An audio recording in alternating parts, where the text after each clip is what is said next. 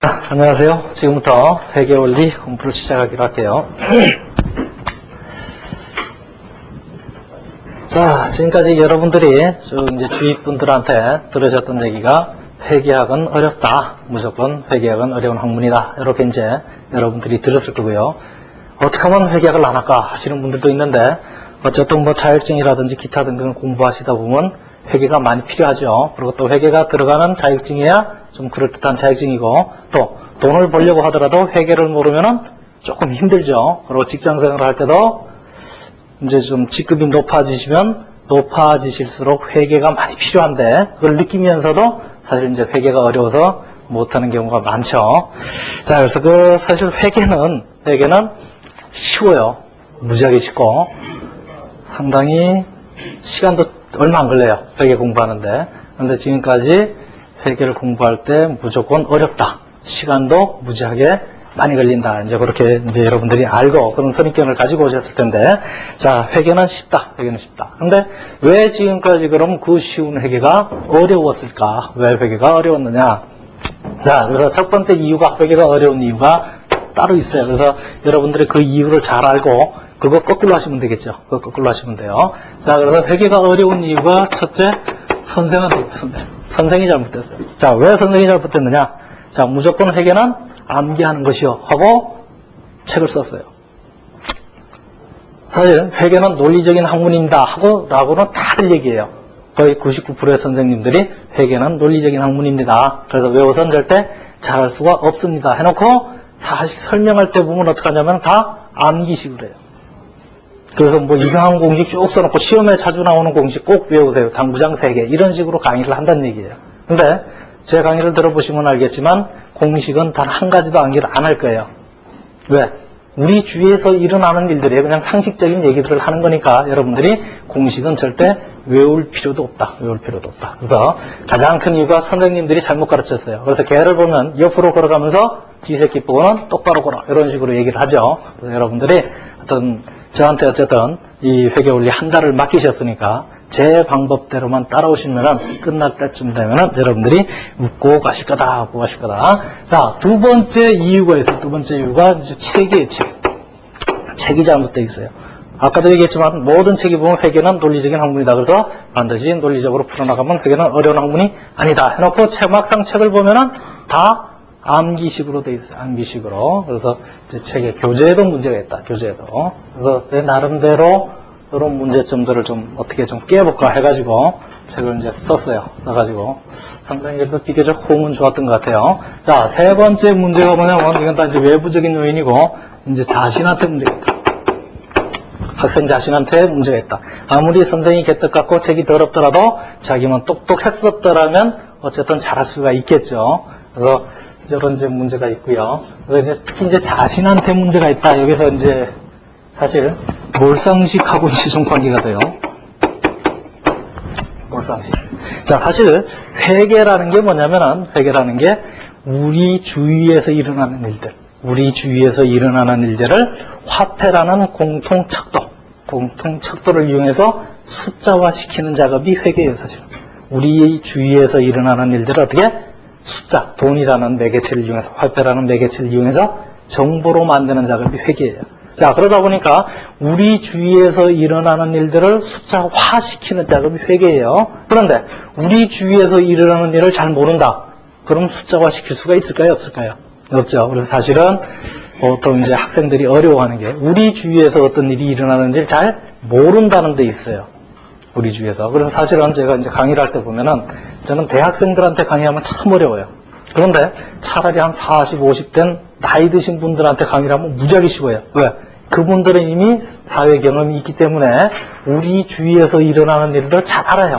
물론 여러분, 젊으신 분들보다는 기억력에서는 엄청난 차이가 나겠죠. 그러나 그분들은 사회생활을 많이 해보셨기 때문에 우리 주위에서 일어나는 일들을 잘 알고 있다는 얘기예요. 그러다 보니까 잘 아니까 어때요?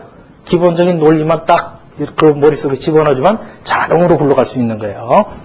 그래서 여러분들이 이걸 이제 좀 깨야 되겠다. 몰상식을 깨야 된다. 그래서 특히 이제 젊으신 분들은 한자를 잘 모르죠. 한자. 그래서 한자를 알면 참 편해요. 왜냐면 반은 적고 들어가요. 거의 여러분들이 어떤 학문이든지 간에 특히 법학 같은 경우는 거의 반 이상이 한자 말이에요. 한자를 모르면 무슨 뜻인지를 몰라요. 그럼 어떻게 해야 돼요? 그 무슨 뜻인지를 일단 알고 시작해야 되는데 한자를 알면 일단 무슨 뜻인지를 대충 알고 시작하는 거예요. 그러니까 남들보다 무지하게 빨리 가는 거죠. 그래서 여러분들이 공부하실 때 한자 좀 관심 있게 봐달라. 물론 시험은 안 나오죠. 그러나 여러분들이 공부를 할 때 내지는 사회생활을 할 때 상당히 필요한 게 한자예요. 그래서 쓰진 못하더라도 은과 훈 해가지고 여러분들이 천자문이라도 좀 갖다 놓고 하루에 뭐 5글자씩 좀 읽어본다든지, 그러니까 읽거나 쓰진 못해도 돼요. 그러니까 이 한자 말이 무슨 뜻일 거요? 라는 정도까지만 알아도 대성공이에요. 자, 그렇게 좀 알아두시고. 자, 아까도 얘기했지만 회계는 우리 주위에서 일어나는 일들을 숫자화시키는 작업이 회계예요. 자, 그러다 보니까 우리 주위에서 일어나는 일들을 학생들은 거의가 모른다는 데 있죠. 그래서 여러분들이 되도록이면은 신문 잘 안 보죠. 신문 잘 안 보는데 경제신문 특히 경제신문을 일주일에 하루 정도라도, 많으면 좋죠. 매일 보면 더 좋고 일주일에 하루 내지 이틀 정도라도 좀 경제신문을 좀 봐달라. 왜? 그게 우리 주위에서 일어나는 일이에요. 근데 특히 우리 주위에서 일어나는 일 중에서도 특히 돈하고 관계된 일이에요. 우리가 지금 회계학에서 다루고자 하는 게 기업이 하는 일이에요. 그래서 기업이 하는 일은 주로 경제신문에 많이 나죠. 그래서 주로 이제 학생들 보면 스포츠 신문이나 보고 그러는데 그거 보지 말고 좀 일주일에 한 번 정도라도 경제신문을 좀 봐달라. 돈이 없어 못 사겠다. 그러면 전철 타고 가다 보면 가끔 위에 선반에 놓여 있는 것들 있죠. 구문이라도 괜찮아요. 구문이라도 괜찮으니까 좀 봐달라. 그래서 끝날 때쯤 되면은 경제신문이 아마 이해가 될 거예요. 왜? 우리가 그거 다 그걸 회계 처리하는 거니까 여러분들이 그렇게 하시고. 자, 어쨌든 이제 회계하기 어려웠던 이유가 여기 있다. 그래서 자, 잘하려면 어떻게 해야 되냐? 쭉 이제 학생 문제에서 이제 얘기를 했죠. 그래서 상식을 좀 대항을 잘 하자. 상식을 대항을 잘 하고, 우리 주위에서 일어나는 일 잘 알자. 뭐, 기타 등등. 그렇게 하시면 되고요. 자, 제 수업 한 달 동안 수업하는 방법에 대해서 말씀을 드릴게요. 수업하는 방법하고, 여러분들이 그러면 어떻게 공부를 해야 될 것이냐. 자, 그래서 간혹 보면 어떤 친구들이 미리 전화가 와요. 전화 내지 이메일 같은 게 와가지고, 선생님, 이번에 내가 선생님의 강의를 듣고 싶은데 진도가 어떻게 됩니까? 왜 그래요? 그러니까 예습을 좀 하고 싶은데 좀 가르쳐 주십시오. 그래서 예습하지 마세요. 그랬어요. 그래서 예습은 하실 필요조차도 없어요. 예습은 하시지 마세요. 왜? 해봤자 모를 거니까 어차피 안 보는 게 낫죠. 시간만 낭비고 또 괜히 스트레스만 받아요. 역시 어렵구나. 그러니까 여러분들이 예습은 하실 필요가 없어요. 예습도 하실 필요가 없고, 그 대신 복습은 철저히 하셔야 돼요.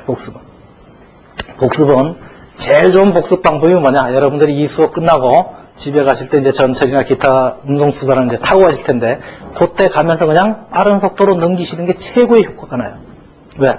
그만큼 잃어버리기 전에 빨리 복습을 하는 거예요. 우리 머리라는 게 빨리 자주 보면은 기억 속에 팍팍 남게 돼 있죠. 그래서 여러분들이 제일 좋은 방법은 이 수업 끝나고 집에 가면서 전철 안에서 빨리 오늘 배운 거 한번 대강, 그때 이런 얘기했지 하는 거 복습하시고 집에 가서 어깨로 반드시 손으로 좀 복습을 하시면은 여러분들이 좋은 결과가 있지 않을까 그렇게 생각이 드네요. 그래서 예습은 하지 마세요. 예습은 하지 마시고, 또 필기도 되도록이면 안 하셔도 돼요.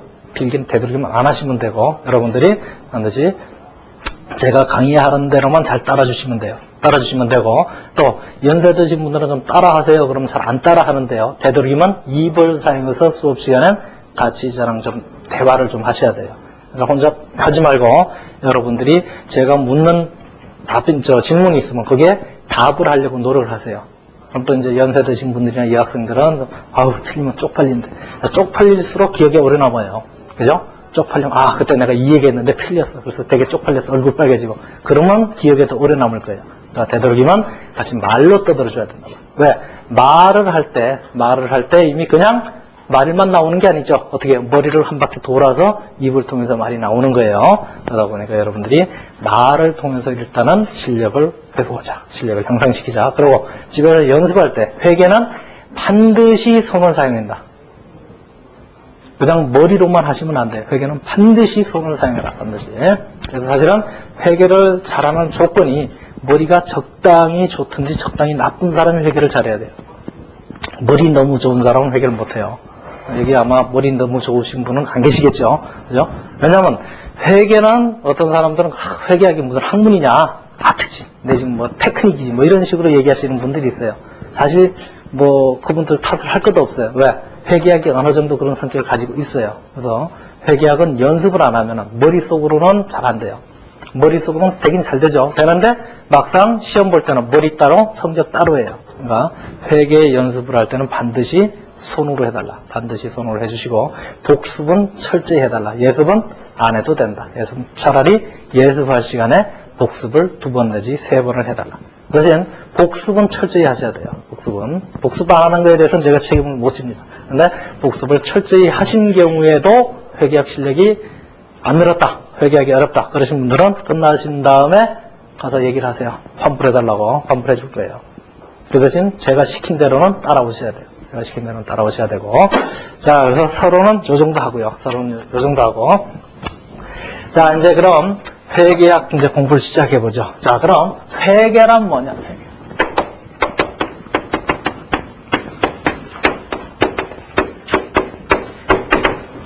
자, 회계란 뭐냐? 자, 그래서, 회계는 뭐냐를 하려면, 회계는 왜, 어떤 목적을 갖고 탄생된 학문이냐? 회계는 뭐 하는 거냐? 이걸 먼저 아시죠. 자, 회계의 목적이 뭐냐? 회계의 목적.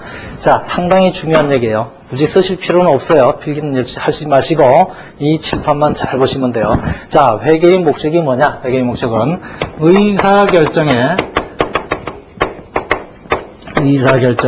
유용한 정보를 제공하는 거다.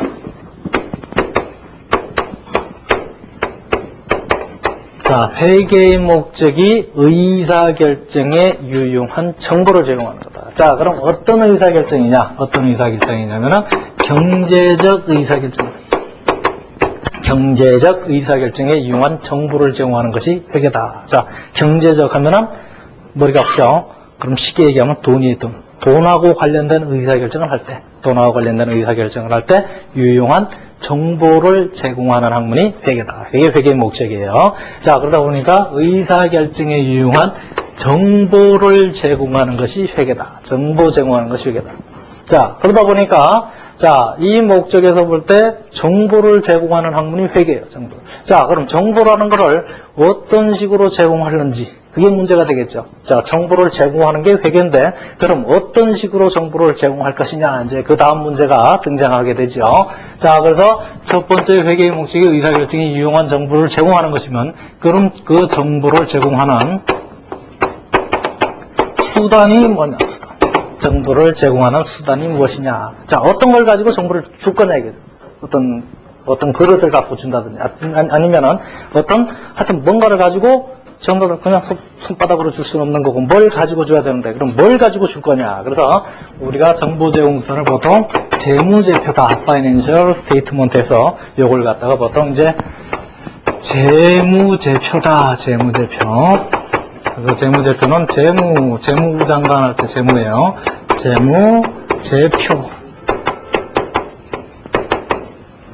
자, 재무, 돈하고 관계된 모든 표가 재무제표. 그래서 영어로 하면 이제 Financial Statement 그렇게 표현하는데요. 돈하고 관련된 모든 표를 통해서 정보를 제공합니다. 표를 통해서.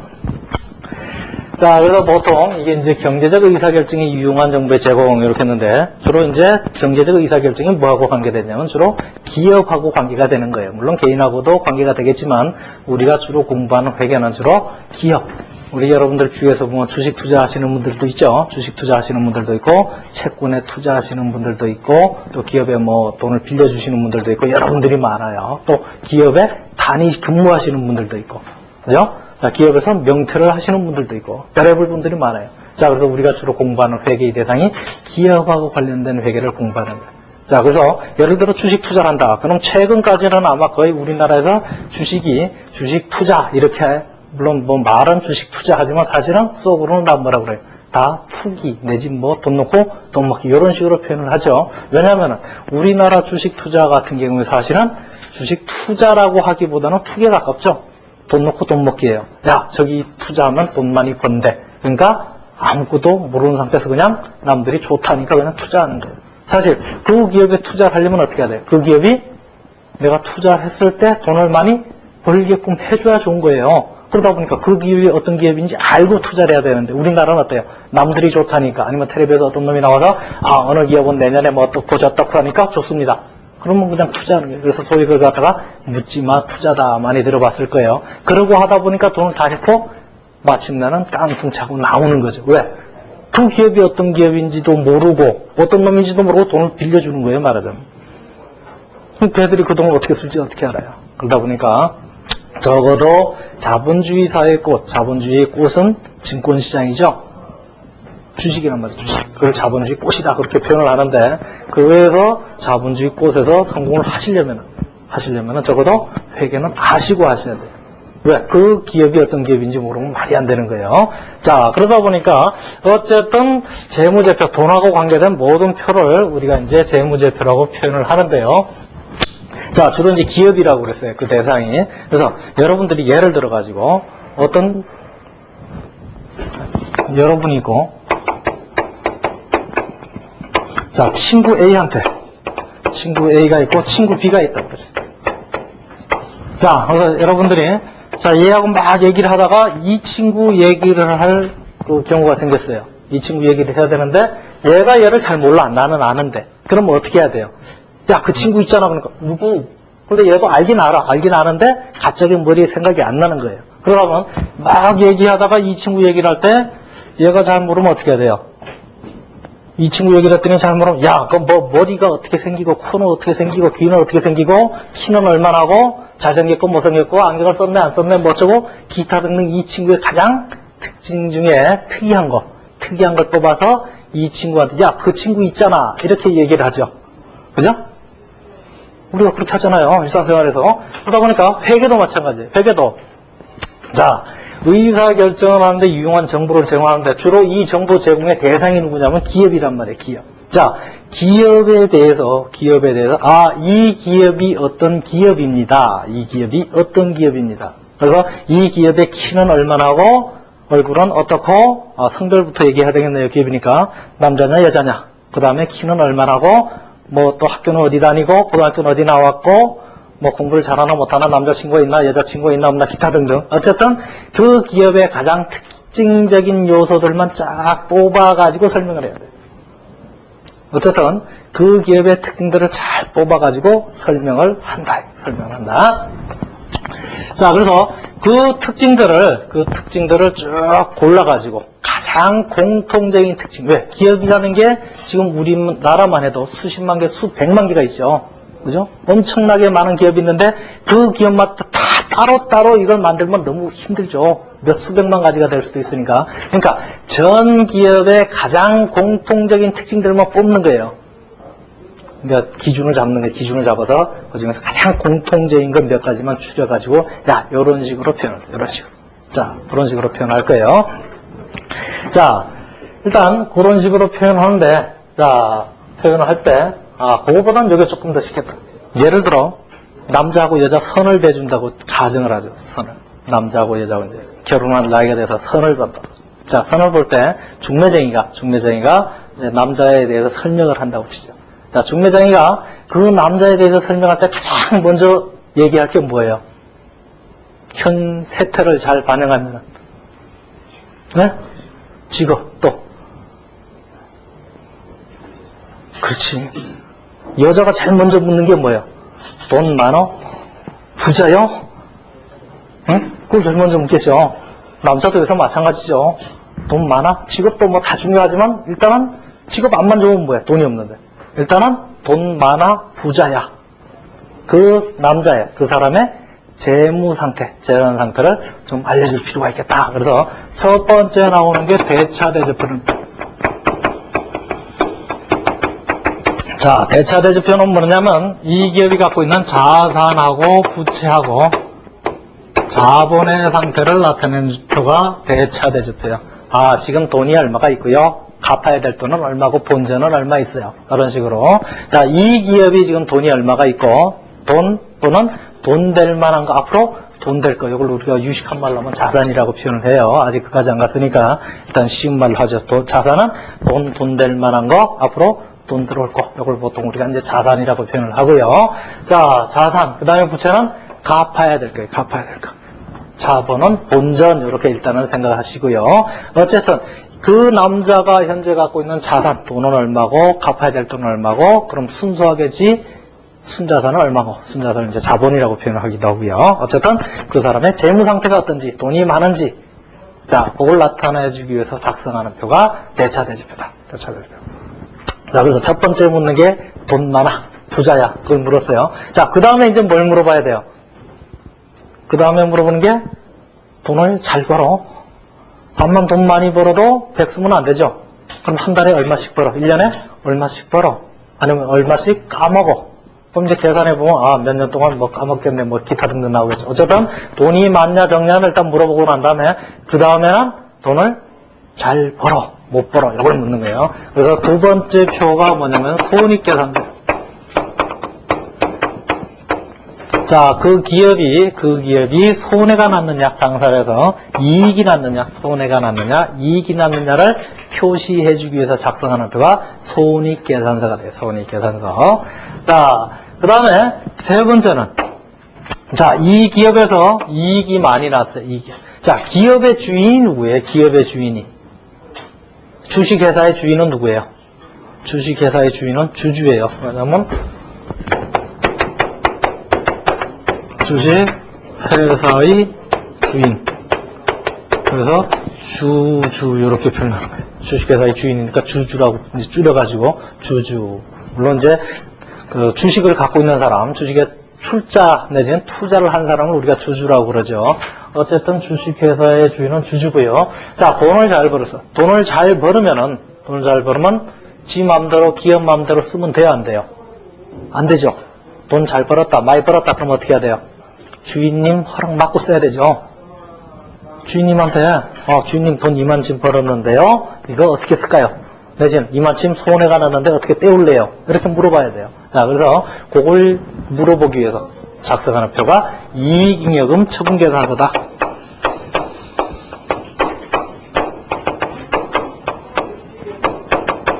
또는 이제 결손금 처리계산서다 이렇게 나오는데 나중에 배우기로 하고요. 어쨌든 이익이 난 회사는 이익잉여금 처분계산서, 손실이 발생한 회사는 결손금 처리계산서 이런 걸 작성을 하고요. 자, 네 번째는 또 어떤 표가 있냐면은 자 우리가 IMF를 거치면서 아마 아무리 돈 이외에 자산이 많더라도 무너진 회사들이 많았고요. 또 아무리 자산이 많더라도 부도가 난 회사들을 봤죠. 그때 이제 그런 회사들을 우리가 흑자도산이다 뭐 이제 그런 식으로 표현했는데요. 어쨌든 IMF 때 보니까 다른 자산 다 필요 없고 제일 중요한 게 뭐였어요? 현찰이었죠, 현찰. 그래서 유동성이 있느냐 없느냐. 현찰이 없으면 내일 모레 월급 줘야 되는데 땅 암만 많이 들고 있어도 어땠어요? 현찰이 없으면 못 줬죠. 그런데 땅을 암만 많이 들고 있어도 누가 나한테 돈을 빌려줘요, 안 빌려줘요? 그 당시에 IMF 때 안 빌려줬죠. 그죠? 자, 제일 중요한 게 뭐였다? 그 당시에 현찰이에요. 그러다 보니까 기업을 운영하는 데 있어서 상당히 중요한 게 현찰이라는, 현금. 내가 즉시 지불할 수 있는 돈이 있느냐 없느냐. 돈을 줘야 되는데 돈을 못 줬다. 자산이 암만 많더라도. 그게 뭐예요? 돈을 줘야 되는데 돈을 못 준다. 그걸 유식한 말로 하면 뭐가 났다고 그래요? 부도 났다고 그러죠, 부도. 그게 부도예요. 그러니까 자산이 아무리 많더라도 현금 이외 자산이 아무리 많더라도 현금이 없으면은 줄 돈을 못 주면 그게 부도가 나는 거예요. 부도 나면은 신뢰성이 떨어지죠. 그 기업에 대한 신뢰도가 떨어지니까 바로 망하는 거예요. 왜? 아무도 그 기업에 와서 돈을 안 빌려주려고 그러고 아무도 그 회사의 물건을 안 살려고 그러겠죠. 왜? 샀다가 반품을 해야 되는데 제가 망했어. 그럼 끝나는 거죠. 그러다 보니까 그 기업하고 거래를 안 하려고 그래요. 자, 그러다 보니까 여기에서 또 중요한 게 기업에서 중요한 게 현금이 중요하더라. 그래서 이걸 현금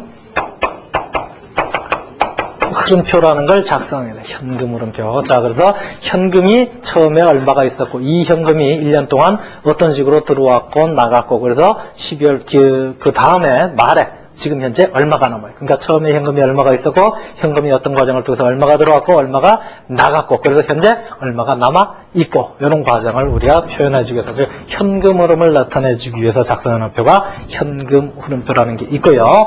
자, 그 다음에 이 지금까지 네 가지 재무제표는 우리가 조금 더 공부하겠지만 어쨌든 뭐 얼마 이런 식으로만 돼 있어요. 그러니까 예를 들어 현금 얼마, 예금 얼마, 대출금 얼마 이런 식으로 뭐 얼마 이런 식으로만 써 있다 보니까, 자, 우리가 이 회계의 목적이 경제적 의사결정에 유용한 정보를 제공하는 거예요. 그럼 이 정보를 다른 사람이 써먹는다는 얘기죠. 필요한 사람한테 주는 거예요. 그럼 필요한 사람들이 이걸 보고 잘 이해를 못하는 경우가 있고, 또 야, 이런 내용은 좀 더 자세한 내용이 있었으면 좋겠다, 더 이해하기 쉽겠다. 왜? 잘 써먹어야 되니까. 그러다 보니까 이 지금 4가지 재무제표는 뭐 얼마 이런 식으로만 돼 있으니까 조금 더 풀어서 써주자. 그래서 조금 풀어서 주기 위해서 하는 게 주기와 주석이다. 그러니까 이 주기와 주석은 요 4가지 재무제표를 좀 쉽게 좀 써주려고, 또 내지는 조금 자세하게 표현해 주기 위해서 만드는 게 주기와 주석이에요. 그래서 현재 이 5가지 표를 우리가 재무제표라고 표현을 해요. 그래서 물론 각각의 표예요. 각각의 표. 대차대조표로는 장부가 있고 표 내지 장부라고 생각하시면 돼요. 대차대조표, 손익계산서, 이익잉여금 처분계산서, 그 다음에 현금흐름표, 주기와 주석. 요 5가지를 우리가 재무제표라고 하더라. 재무제표라고 하고, 자, 우리가 회계의 목적, 의사결정에 유용한 정보를 제공할 때 어떻게 제공한다? 이 5가지 표를 줌으로 인해서 의사결정에 유용한 정보를 제공하는 것이 된다. 이렇게 되는 거예요. 그러니까 제공할 때 뭐 갖고 준다? 이 5가지 표를 만들어서 주면은 내 할 일은 끝났다는 얘기예요. 나머지는 네가 알아서 해라. 자, 어쨌든 우리가 회계의 목적이 의사결정에 유용한 정보를 제공하는 것이고, 자, 그 다음에 그 정보 제공 수단으로 삼는 게 재무제표라고 했어요. 자, 5가지 재무제표가 있는데, 자, 또 심각한 문제가 하나 등장하게 되죠. 자, 그러면 어쨌든 이 5가지 표를 통해 가지고 정보를 주는데 그 5가지 표를 어떻게 만들게요? 그죠? 자, 이 5가지 표를 만드는 방법이 있어요. 만드는 방법이 없이 지 마음대로 만들면 돼요, 안 돼요? 안 되겠죠? 지 마음대로 만들면 안 돼요. 일정한 약속이 있어야 돼요. 여러분들이 아마 초등학교 다 나왔죠? 물론 국민학교 나오신 분도 있겠죠? 여기쯤은 다 국민학교겠지, 그죠? 자, 그때부터 산수 공부했죠. 지금은 수학이라 하대요. 산수란 말이 없어졌어요. 수학할 때 여러분들이 더하기, 빼기, 곱하기, 나누기 이런 약속들이 있었죠. 그죠? 이거 왜 더하기야? 그럼 할 말이 있어요, 없어요? 없잖아. 그거는 몇 천 년 전부터 뭐 피타고라스니 뭐 기타 등등 아주 그런 분들이 지금까지 쭉 만들어서 아예 체계화 시켜놓고 그게 약소가 된 거예요. 이건 전 세계적으로 공통이죠. 우리나라만 쓰는 게 아니에요. 그런 기호나 약속들은. 자, 어쨌든 회계에서도 그런 것들이 있더라고요. 이 재무제표를 5가지 표를 만드는 방법이 있어야 되겠다. 만드는 방법. 그래서 만드는 방법이 뭐냐? 사실은 만드는 방법이 분계라는 거예요. 분계.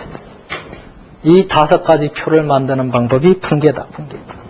자, 이렇게 얘기하는 사람은 대한민국에 아무도 없죠. 이렇게 얘기하는 사람은 아무도 없어요. 자, 그래서 사실은 이 5가지 표를 만드는 방법이 분계예요.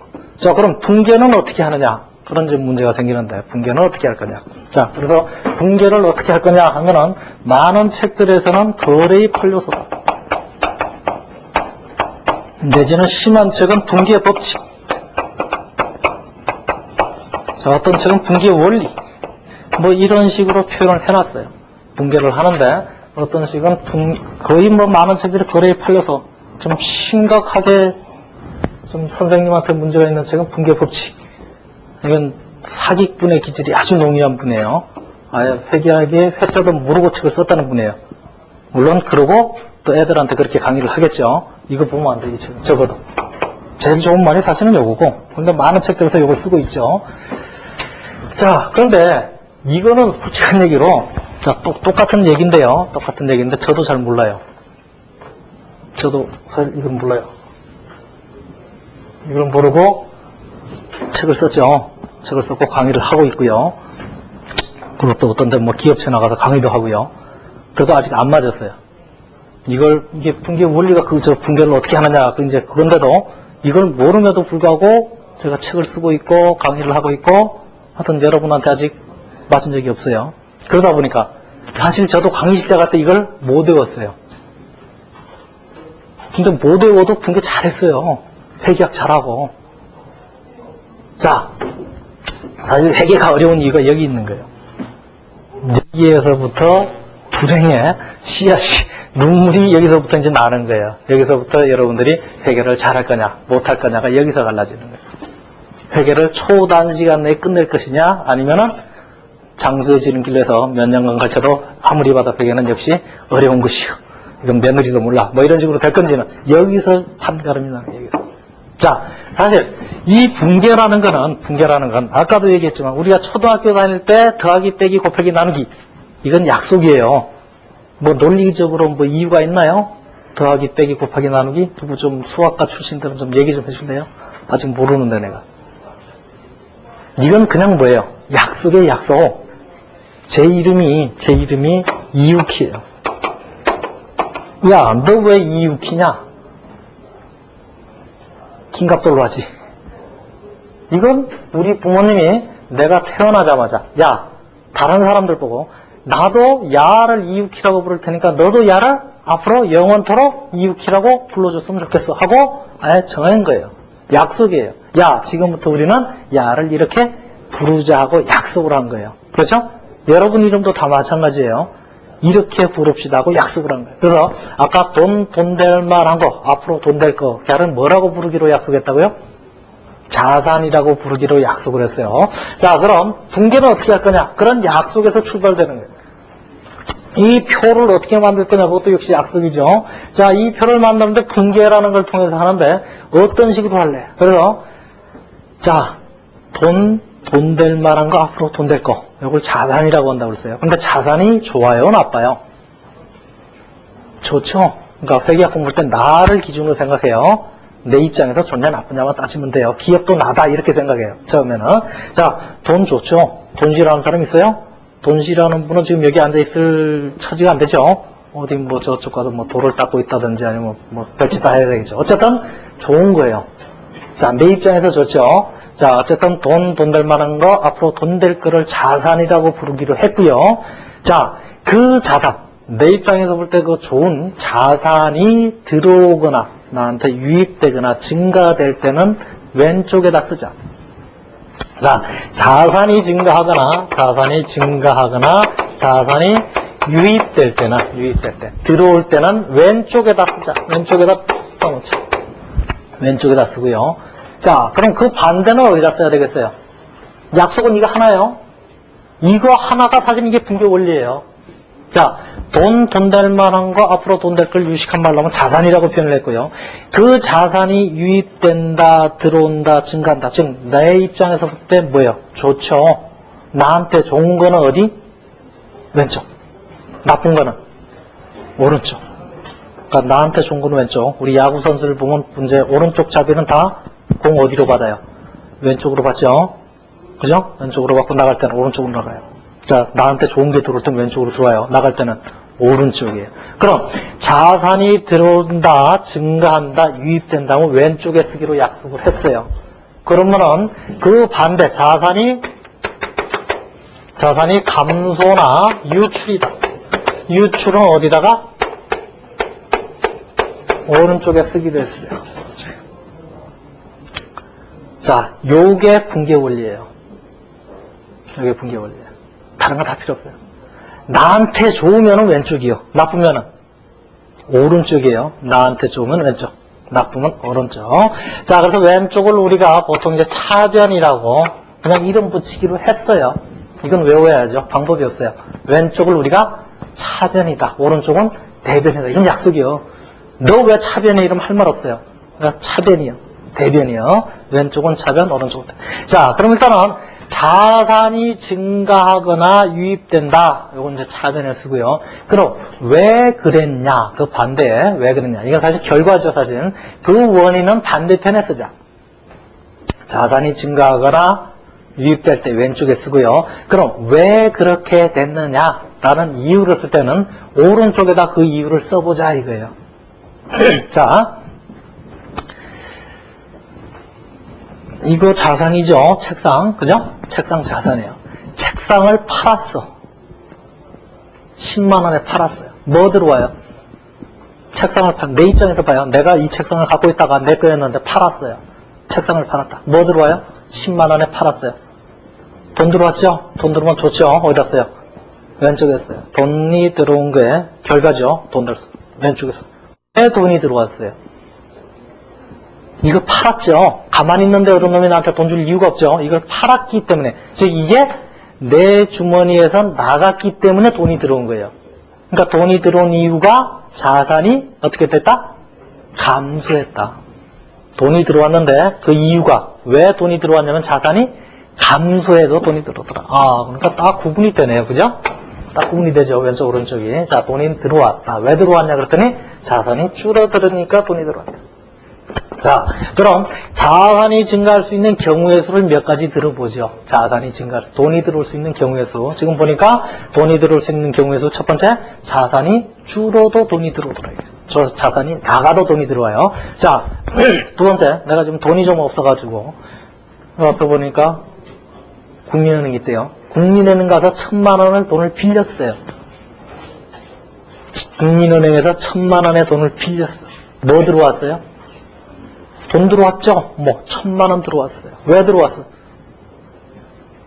빚이 늘었잖아, 빚이. 그죠? 빚이 늘었어요. 그걸 빚을 갖다가 유식한 말로 회계에서 뭐라고 그런다? 부채라고 표현해요. 부채. 빚, 부채예요. 자, 돈이 들어왔는데 왜 들어왔나 따져보니까 부채가 증가해도 돈이 들어오다는데 국민은행에서 1,000만 원 빌려오니까 돈 1,000만 원 들어오고 동시에 빚이 1,000만 원 늘은 거예요. 즉 부채가 1,000만 원 증가한 거예요. 그러니까 자산이 증가하는데 부채가 증가해도 자산이 증가할 수가 있더라. 자, 세 번째 예를 들어보죠. 세 번째. 자, 아까 우리가 주식회사를 예를 들었는데요. 주식회사의 투자하는 사람들을 우리가 주주라고 그랬어요. 그리고 그걸 유식한 말로 하면 회계에서 이제 출자 받는 입장에서는 자본이라고 표현해요. 자본. 나중에 이제 자세히 한 번 더 그쪽이 뭔지 설명을 드릴 거고요. 일단은. 자, 누가 우리 회사에 출자를 했어. 투자를 했어요. 그럼 회사 입장에서는 뭐가 들어와요? 여러분들이 예를 들어 나한테 투자를 했어. 그럼 내 입장에서 뭐가 들어와요? 돈 들어오죠? 돈 들어와요. 돈 들어오면서 동시에 여러분들한테 돌려줘야 될 의무가 발생하죠? 언젠가는 돌려줘야 돼요. 왜? 투자자니까 투자한 사람들한테 돈 돌려줘야 돼요. 그죠? 자, 그걸 갖다가 우리가 자본이라고 표현을 한다고 그랬어요. 자, 자산이 증가하더라도 자산이 증가하더래요. 자, 자산이 증가할 수 있는 경우의 수에 자본이 증가해도 되더라. 자, 그 다음에 내가 지금 현재 우리 회사가 이 건물을 갖고 있는데 이 건물을 세를 놨어요. 세가 뭔지 알죠? 빌려줬다고. 자, 이 건물을 빌려줬어요. 빌려주니까 뭐 받아요? 돈 받죠? 돈 받으면서 그걸 유식한 말로 내 입장에서는 임대료다. 빌려줬으니까 대여죠. 임대하고 돈 받아. 임대료를 받아. 임대료. 그러니까 돈이 들어오는데 왜 들어오냐면 수익이 발생하는 걸 우리가 보통 이제 수익이라고 그러는데 수익이 발생해도 돈이 들어오다는 얘기예요. 그죠? 그러니까 자산이 증가할 수 있는 경우의 수를 보니까 자산이 발생할 수 있는 경우의 수를 보니까 자산이 감소해도 들어오고요. 또 부채가 증가해도 돈이 들어오고요. 자본이 증가해도 돈이 들어오고 수익이 발생해도 돈이 들어오더라는 거예요. 됐죠? 자, 이제는 요걸 기준으로 이거 말고는 다른 이유가 없어요. 다른 게 없어요. 들을 만한 게. 자, 그럼 자산이 감소했다. 돈이 나갔다. 돈이 나갈 수 있는 경우의 수를 한번 따져. 돈이 나갈 수 있는 경우의 수. 자, 돈이 나갔다. 돈이 아니라 자산이 나갔다. 아까 자산 나가니까 뭐가 들어왔어요? 돈 들어왔죠? 이거 팔아먹으니까 돈 들어왔잖아. 그죠? 그러니까 자산이 감소할 때 상대편에 들어올 수 있는 경우의 수가 자산이 증가하는 경우예요. 자, 그 다음에 아까 국민은행으로부터 1,000만 원 빌려왔죠? 이제 갚았어. 1,000만 원 갚았어. 뭐 나가요? 돈 나갔죠? 왜 나갔어? 빚 갚았죠? 빚 갚았어요. 빚 갚은 걸 유식한 말로는 부채의 감소다. 부채 감소. 부채 감소. 이렇게 표현해요. 자, 부채가 감소해도 자산이 감소해요. 그죠? 자, 그 다음에 아까 여러분들이 나한테 출자를 하셨는데 내가 기억을 하기 싫어서 여러분들한테 다 돌려주었어. 그럼 돈 나갔죠? 돌려줬으니까 돈 나갔고요. 동시에 여러분한테 나중에 갚아야 될 자본이 감소했죠. 자본이 감소했죠. 자, 자본이 감소해도 역시 자산이 감소해요. 자, 그러고 난 다음에 여러분들 요새 핸드폰 다 쓰죠? 핸드폰. 자, 핸드폰 요금 냈어. 핸드폰 요금을 냈어요. 뭘로 내요? 돈 갖고 내죠. 돈 냈죠? 뭐해? 핸드폰 요금 냈어요. 요금을 보통 우리가 비용이다. 그렇게 비용.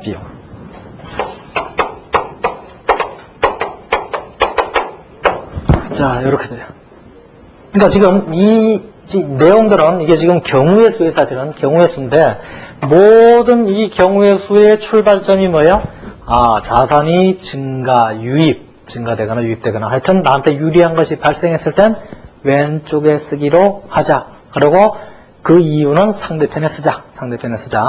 요 약속에서 출발돼서 쭉 따져보니까 우리 주위에서 이런 일 말고는 다른 일이 안 일어나요. 웬만한 일은 다 여기다 집어넣으면 여기에 다 대입이 되게 돼 있어요. 여기다 집어넣으면은. 자, 그래 놓고 이걸 뭐라고 표현했냐면 사실은 거래의 8요소다. 어떤 친구는 붕괴법칙이다. 먼저 이렇게 표현을 하는데요. 사실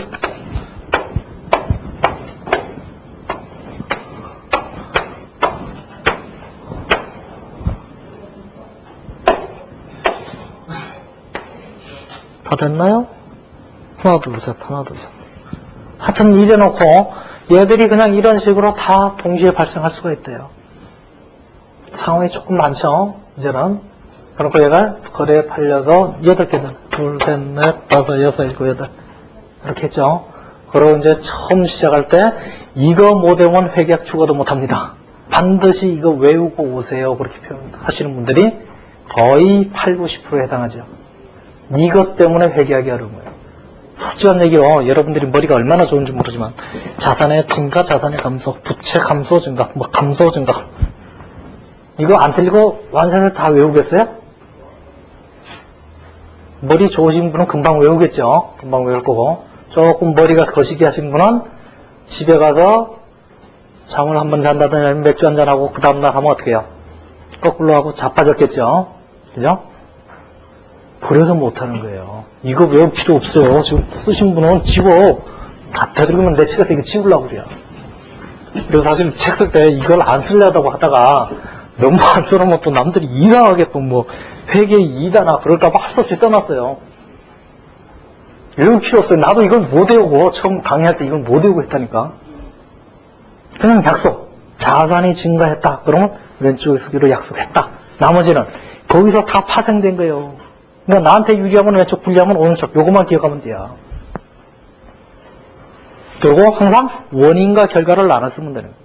나한테 유리한 게 들어왔다. 결과죠. 왜 들어왔냐? 오른쪽에 써주면 돼.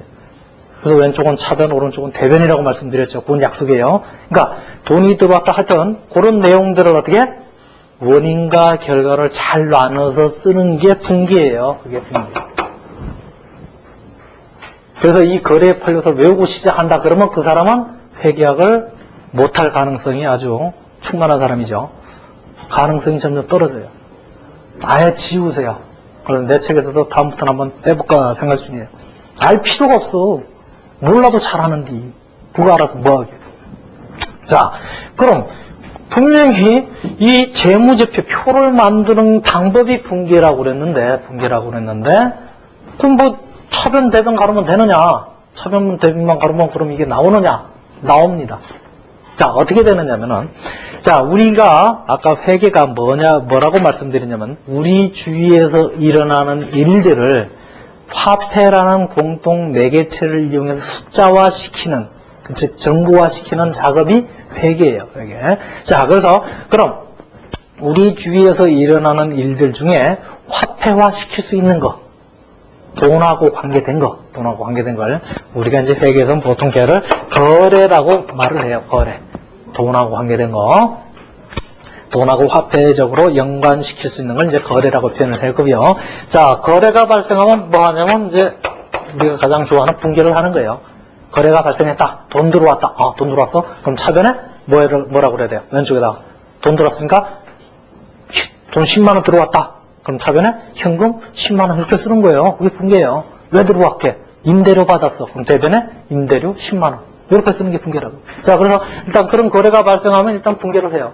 분기한 다음에 뭐 하냐면 분기를 한 다음에 자, 보통 이제 분기가 차변, 대변 요렇게 하는데요. 차변, 대변 나누는 게 그냥 분계예요. 그래서 한자로 쓰면 사실 이제 분계 요렇게 쓰는 건데요. 어쨌든 차변, 대변 가르는 거예요. 자, 근데 분명히 우리가 회계 목적 의사결정에 유용한 정보죠. 자, 이런 거래가 그럼 돈이 들어오고 나간 거래가 하루에 완투건 일어나겠어요? 큰 회사면 수십만 건, 수백만 건 일어나요. 그런데 차변, 대변 갈라놓고 정보, 훌륭한 정보지. 말이 안 되죠. 그죠? 정보가 안 되는 거예요. 너무 많은 거예요. 그러다 보니까 우리 옛말에 아무리 좋은 구슬이 서말이라도 꿰어야 보배예요. 너무 많아. 이런 거 예를 들어 10만 건 좋은 정보죠. 정보가 안 해요. 왜? 뭐가 문제? 복잡해 오히려. 10만 건 한번 쌓아놔 보세요. 엄청난 양이 돼요. 그러다 보니까 분개를 한 다음에 어떻게 되냐면 옮겨 적어요. 예를 들어 현금은 현금끼리, 책상은 책상끼리, 예금은 예금끼리 따로따로 딱 모아놓으면 야 지금 현금 얼마 있냐? 책상 얼마나치 있냐? 예금은 얼마나 들어가 있냐? 이걸 다 따로따로 모아놓으면 어떻겠어요? 어느 정도 좀 뭔가 좀 나올 것 같죠? 자, 그래서 이걸 갖다가 장부에 옮겨 적어요. 원장이라는 장부에 옮겨 적어요. 장부에. 그냥 옮겨 적는데 요 내용을 그대로 옮겨 적는 거예요. 그대로. 그래서 옮겨 적는 걸 유식하게 회계에서는 전기한다. 전기한다.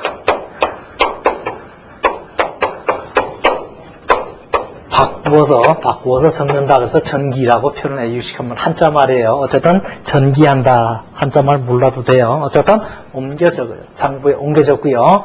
안 쓰셔도 돼요. 책에 다 있어요. 제 강의는.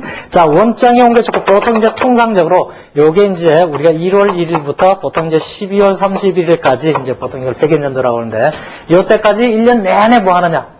거래가 발생하면 분개하고, 거래가 발생하면 분개해서 옮겨 적고, 분개하면 헷갈리네. 발생하면 분개하고 옮겨졌고 분개하고 옮겨졌고 요짓만 해요. 1년 내내 요짓하고. 자, 그렇다면 이제 뭐 쭉 장부가 적혀 있겠죠. 그런데 이게 1년에 100만 건 그러면 이걸 장부에 옮겨 적어도 장난이 아니에요. 그래서 제가 뭐 회사 이제 감사 다닐 때 보면 한 달치 장부가 거의 이 정도 돼요. 큰 회사는 한 달치 장부가. 그럼 이게 1년치면 얼마나 되겠어요? 무지하게 많아지겠죠. 그런 것도 정보요. 그러니까 예를 들어 1년치 장부가 이 정도 되면은 딱 갖다 야 정보 가져. 돼요 안 돼요? 복잡해서 머리가 사나워. 그러니까 이건 정보가 아니에요. 그러다 보니까 어떻게 더 축약을 하든지 해야 돼요. 그죠? 자, 그래서 여기 이제 1월 1일부터 1년 내내 요짓하고 난 다음에 너무 많다는 얘기예요. 장부가 너무 많으니까 좀 대표 선수들만 다 가려서 대표 선수들만 출전을 시켜줘야 돼요. 출전시켜주는데 자, 그러다 보니까 이때 이제 뭐 하냐면 이제 결산이라는 걸 했어요. 결산이라는 걸 하는데 보통 그래서 여러분 친구 중에 공인회계사나 뭐 경리과에 있는 친구들 보면은 연말 되면 무지하게 바쁘죠? 연말하고 연초에 바빠요. 왜? 결산한다고. 자, 이때 이제 12월 31일까지 거래가 발생하면 분기에서 옮겨졌고 쭉 하다가 이제 12월 30일 이후에, 그러니까 보통 이제 1월 1일 이후가 돼요, 사실은. 그때부터 이제 결산 작업을 하는데 뭐 하냐면 그때 이제 시산표라는 걸 만들어. 자, 시산표. 시산표가 뭐냐? 시험 삼아 작성해서 계산해서 만들어보는 표가 시산표예요. 시험 삼아 만들어보는 표가 시산표예요. 그러다 보니까 이건 뭐냐면 이 각각의 장부의 내용들을 또 역시 그대로 옮겨 적는 게 시산표예요. 그래서 지금까지 잘했나 못했나 틀린 게 있나 없나 확인하려고 시험 삼아 작성해보는 표가 시산표다. 이때 또 그대로 옮겨져요. 그러니까 지금까지 한 일이라고는 거래가 발생되면 분기에서 옮겨졌고 또 옮겨졌고 딱 두 번만 옮겨졌죠. 자, 옮겨졌고 난 다음에 또 뭐 하냐면은 이제 보통 분계를 한 번 더 해요. 이때 하는 걸 보통 이제 결산 분계다 이제 이렇게 얘기를 하는데요. 분계를 한 번 더 해요. 자, 분계하면 또 뭐 해야 돼요 우리가? 그건 자동이에요. 분계하면 옮겨졌는 건 자동이에요. 무조건 옮겨져요. 자, 원장에 다시 옮겨져요. 원장에 옮겨졌고요. 그 다음에 뭐 하냐면 정산표라는 걸 만들어요. 우리가 이제 정산을 한다 그러죠. 자, 마지막으로 정산을 해서 표를 하나 만들어 보는데 이게 정산표예요. 자, 이 정산표는 뭐냐면은 여기는 어떻게 구성되어 있냐면은 이때 시산표 만들었죠? 시산표 만든 건 그대로 갖다 적어요. 그대로 갖다 적고 이 분계 내용 있죠? 그대로 갖다 적어요. 그냥 옮겨 적은 거예요. 역시 그대로 옮겨 적으면은 이 정산표 양식에 이미 뭐가 나오냐면은 대차대조표, 손익계산서가 들어가 있어요. 그래서 이 중에 대차대조표하고 관계된 놈은 대차대조표가 옮겨 적고요. 손익계산서하고 관계된 놈은 손익계산서가 그냥 옮겨 적어요. 자, 대차대조표라는 게 기업의 재무 상태, 자산 상태를 나타내는 주는 표가 대차대조표라고 그랬어요. 자산하고 부채하고 자본을 따로 계려가지고 골라내서 대차대조표 칸에다 그냥 적어놓으면 대차대조표가 만들어져요. 또 손익계산서는, 손익은 수익하고 비용, 내가 돈 받은 거, 돈 나간 거. 수익하고 비용의 비교를 통하면 수익이 비용보다 크면 이익이고 수익이 비용보다 작으면 손실이에요. 자, 그래서 수익하고 비용하고 관계된 친구들 뽑아가지고 손익계산서 칼럼에다 그냥 써요. 그러면 대차대조표 손익계산서가 이미 작성돼 있어요. 물론 여기에 마감 절차가 있고 한데요. 일단 여러분들이 잘 모를 테니까 이 정도까지만 할게요. 자, 그럼 보아요. 지금 우리가 거래가 발생해서 붕괴했죠. 붕괴해서 옮겨 적었어요. 또 옮겨 적었어요. 그 다음에 붕괴 한 번 더 했죠. 그리고 또 옮겨 적었어요. 옮겨 적으니까 이미 뭐가 나오더라? 재무제표가 나오더란 얘기예요. 대차대조표하고 손익계산서가 나오더란 얘기예요. 나머지 현금흐름표하고 이익잉여금 처분계산서란 대차대조표나 손익계산서를 이용해서 그 다음 작업이 들어가야 되는 거예요. 그 다음에 물론 작성 방법이 따로 있죠. 자, 어쨌든 우리가 한 일이라고는 붕괴밖에 한 거 없어요. 붕괴하고 옮겨 적은 것밖에 없어요. 그럼에도 불구하고 끝나니까 뭐가 이미 나오더라? 대차대조표하고 손익계산서가 손들고 나오더란 얘기예요. 그럼 결론은 뭐예요? 우리가 회계 목적의 의사결정에 유용한 정보의 제공이에요. 그럼 뭘 잘하면 돼요? 붕괴만 잘하면 돼요. 붕괴. 왜? 붕괴해서 옮겨줬고 하니까 이미 재무제표가 나오더란 얘기예요. 그래서 여러분들이 뭘 해야 되느냐? 붕괴를 해야 돼요. 그래서 여러분 보고 반드시 어깨로 회계학을 공부해달라 하는 이유는 이 과정이 여러분 머릿속에서 쫙 그려져야 돼요. 그래서 지금 이 쭉 그린 과정이 사실은 회계 순환 과정이라는 표현을 하는데요. 이게 계속 매년 다람쥐 쳇바퀴 돌듯이 계속 이런 과정을 똑같이 걸쳐요. 그래서 이제 순환 과정이다 그렇게 표현을 하는데요. 그러다 보니까 사실 머리가 너무 좋으신 분도 못하는 이유가 너무 단순하거든. 너무 단순하니까 지겹잖아요. 머리 좋으신 분들은 다람쥐 쳇바퀴 도는 거 싫어하죠. 그러니까 머리 좋으신 분들은 다른 거 하세요. 다른 거 하시고요.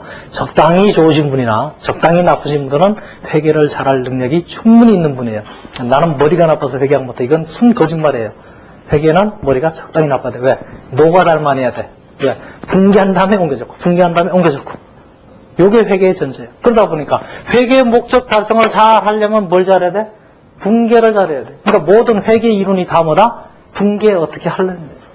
왜? 붕괴를 어떻게 하느냐에 따라서 재무제표의 모양이 달라집니다. 모양이. 그래서 반드시 여러분들이 이까지 하셔야 되는데 여러분들이 특히 초급 회계 수준에서는 붕괴만 하셔야 돼. 붕괴. 다른 거 필요 없어요. 왜? 다람쥐 쳇바퀴를 돌아. 해서 옮겨줬고 했으니까 여러분들이 뭘 잘해야 되냐면 붕괴를 잘해야 돼. 붕괴를 잘하는데 반드시 손으로 해달라. 손으로. 그래서 이게 뭔지를 알면은 이제 붕괴 방법은 여러분들이 이미 다 알았을 거예요. 조금 이따 이제 연습을 해보는데 이제 그때부터 여러분들이 말로 떠들어야 돼요. 저는 되도록이면 안 써요. 왜? 쓰면은 그건 제 거예요. 제 지식이고 여러분들이 떠들면 그게 여러분께 되는 거예요. 더 이상은 제가 붕괴할 때 제가 잘 안 써요. 어렵고 조금 복잡한 것만 써드릴 거예요. 왜? 조금 복잡하니까. 근데 쉬운 거는 여러분이 다 해결해야 돼. 지금부터. 이제 하다 보면 여러분들이 거꾸로 안 할 거예요. 거꾸로 안 할 거고요. 제대로만 하면 돼요. 붕괴 방향만 딱 잡으면 돼요. 그럼 또 어떤 친구들은 개정 과목이 하여튼 뭐라고 앞에 붙이는 그 용어를 개정 과목이라고 얘기하는데 그게 잘 몰라서 그걸 어떻게 외우는 방법이 없을까요? 그러는데 외울 필요 없어요. 계속 연습하다 보면 저절로 외워져요. 저절로. 그래서 아마 이 시간 끝나고 집에 갈 때쯤 되면은 여러분들 회계 원리 다 끝나고 집에 갈 때쯤 되면은 대차대조표하고 손익계산서가 머릿속에서 뺑글뺑글 돌아야 돼요. 그리고 회계는 계속 노가다니까 여러분들이 노가다만 잘 하시면 돼요. 그리고 이제 붕괴 원리만 제대로 알면 여러분들이 회계학은 아무것도 안 해요. 그러니까 그다음부터는 누가 개정 과목을 철저히 잘 이해를 하느냐. 이게 뭔 줄을 알아야 왼쪽하고 오른쪽으로 나눌 거 아니에요. 뭔지를 모르면 이걸 어떻게 나눌 방법이 없어. 그러니까 이게 뭔지만 제대로 그 성격만 파악하면은 다 옮겨 적을 수가 있어요. 그러다 보니까 그 뭔지 성격을 파악할 때고 이제 앞에 붙이는 걸 우리가 개정 과목이라고 하는데 그 개정 과목이 거의가 한자용어예요, 한자. 그래서 그 한자용어에서 잘 끄집어내야 되고 안 되면 자주 보는 수밖에 없어요. 자주 보면 이제 알게 돼요. 저절로 알게 되니까 여러분들이 그런 방향으로 쭉 오시면 되고요. 자, 어쨌든 지금까지 이제 회계의 가장 기본적인 내용들을 얘기했어요. 기본적인 내용들을 얘기했으니까 여러분들이 조금 이따 이제 쉬었다가 공부할 거고요.